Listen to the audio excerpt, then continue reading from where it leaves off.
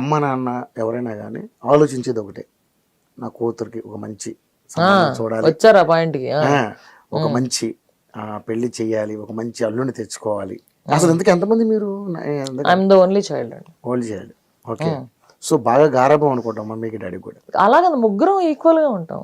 నేను మా మమ్మీని గారం చేస్తాను, మా డాడీని గారం చేస్తాను. వాళ్ళు గారం అంటే ఏం లేదు, ఇట్స్ మంచి ర్యాపో ఉంది, ఫ్రెండ్స్ లో ఉంటాం. సో ఎవరికైనా ఒక ఆశ ఉంటుంది అంటే సింపుల్ అంటే మిమ్మల్ని అలాగా సింపుల్ అండి. మన పెద్దోళ్ళు ఏం చెప్పి కళ్యాణం వచ్చినా కక్కు వచ్చినా ఆగదు. అట్లాంటి సందర్భం వస్తే అవుతుంది, అంతేగా నేను ట్రై చేయను. నాకు దాని మీద నమ్మకం లేదు.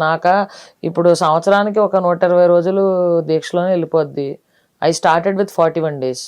అది కాస్త 120 రోజులు అయింది. ఇంకా సంవత్సరం అంతా ఇలాగే ఉన్నానంటే హాయిగా సన్యాసిలాగా సుఖంగా మనశ్శాంతిగా బతుకుతాను. ఓకే.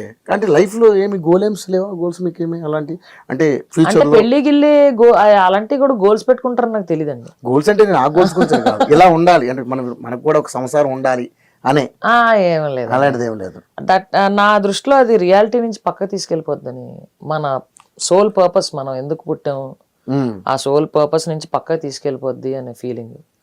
అంటే ఒక పిల్లని కానీ ఆ పిల్ల చుట్టూరే ప్రపంచం అంతా తిరిగి దీని గురించి ఆలోచించే బదులు ఎన్నో అనాథాశ్రమాలు ఉన్నాయి, చక్కగా సంపాదించి వాళ్ళందరికి ఇచ్చి వాళ్ళందరికి ఫుడ్ పెట్టి చారిటీలో ఉంటే బాగుంటుందని నాకు ఎప్పటి నుంచో నేను అదే చేస్తాను. చేస్తున్నారా ఇప్పటికే? నాకు చారిటీ గట్టిగా చేస్తాను.